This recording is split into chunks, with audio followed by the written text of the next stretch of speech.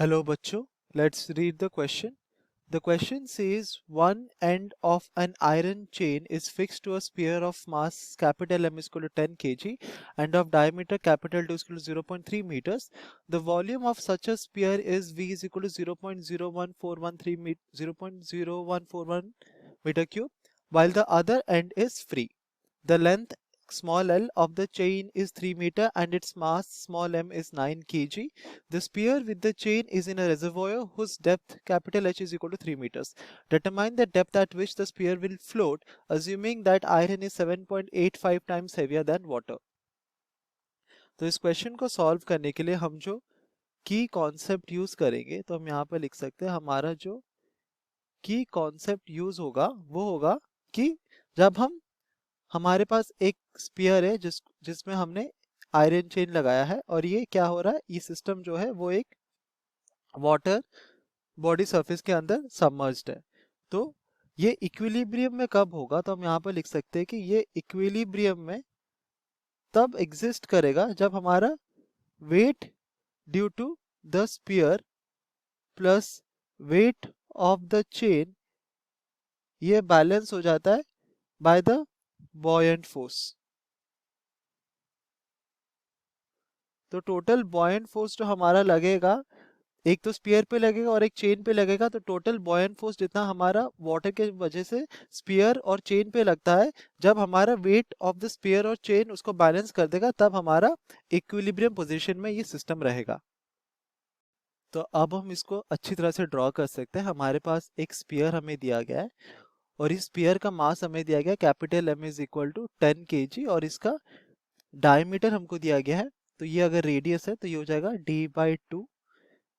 Radius होगा और d यहाँ पर दिया गया है 0.3 मीटर्स और हमें कहा गया है कि इस स्पीयर में हमने एक चेन लगाया है.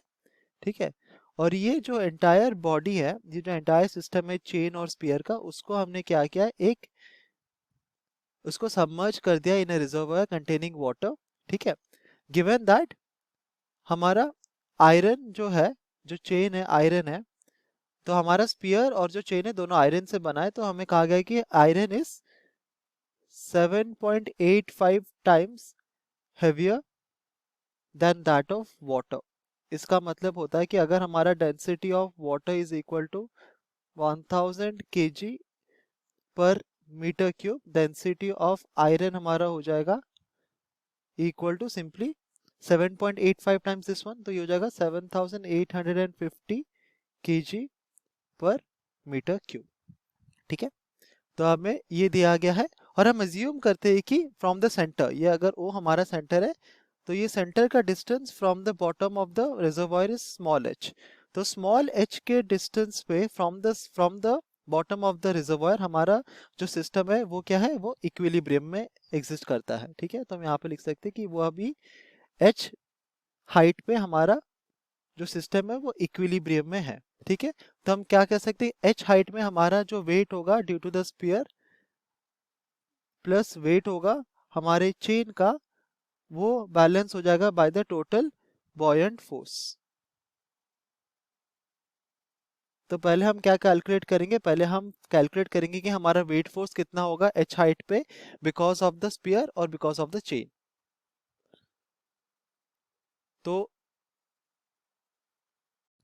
तो हमारा वेट फोर्स जो होगा बिकॉज ऑफ द स्पीयर वो हो जाएगा कितना, mass of the spear that is 10 kg, so 10 g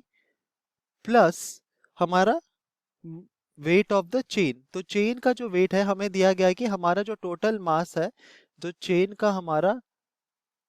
total mass है वो है इक्वल टू m, और ये जो मास है वो यूनिफॉर्मली डिस्ट्रीब्यूटेड है ओवर इट्स एंटायर लेंथ. हम अज्यूम करते हैं कि ये जो हमारा टोटल मास है स्मॉल m,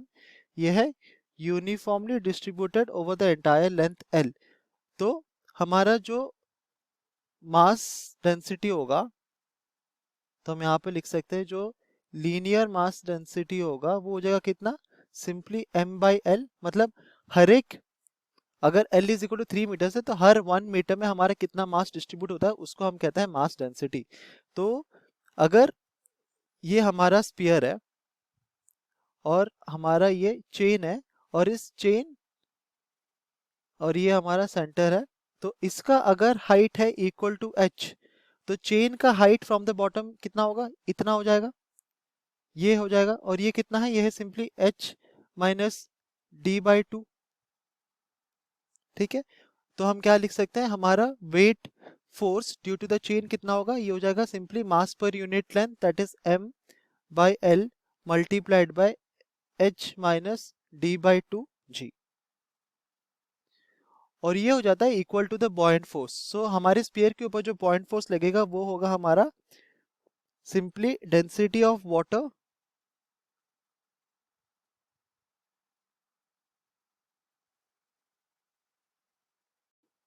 डेल्टा, सॉरी ये हो जाएगा ओमेगा, सॉरी ये होगा हमारा rho water multiplied by volume of the sphere जो कि हमको दिया गया है, प्लस हमारा टोटल बॉयंट फोर्स कितना चेन पे लगेगा वो हो जाएगा सिंपली अगेन इसका मास, टोटल मास कितना है, ये है m/l h minus d/2 whole divided by, ये टोटल मास है, टोटल मास डिवाइडेड बाय अगर हम उसका डेंसिटी निकालेंगे तो ये हो जाएगा डेंसिटी ऑफ आयरन, ये हो जाएगा volume of the chain multiplied by हमारा density of water multiplied by G. तो ये हो जाता है हमारा एंटायर रिलेशन फॉर इक्विलिब्रियम। अब हम क्या करेंगे, अब हम सिंपली पुट करेंगे वैल्यूज, तो 10 मल्टीप्लाइड बाय जी को अगर हम लेंगे 10 मीटर पर second square for calculation purpose, तो ये हो जाएगा 100 प्लस 9/3, क्योंकि 9 कीजिए हमको दिया गया, तो ये हो जाएगा 9/3 multiplied by h minus d का वैल्यू हमको दिया गया 0.3, तो ये हो जाएगा 0.15 times 10 is equal to density of water हमारा होगा 1000 मल्टीप्लाइड बाय वॉल्यूम का, स्पीयर का वॉल्यूम हमको दिया गया 0.0141 प्लस अगेन ये हो जाएगा 9/3 multiplied by h minus 0.15 whole divided by हमारा डेंसिटी ऑफ आयरन है 7850, और ये होगा मल्टीप्लाइड बाय इसको, इस होल टर्म को हम मल्टीप्लाई करेंगे with density of water which is again 1000 multiplied bye 10।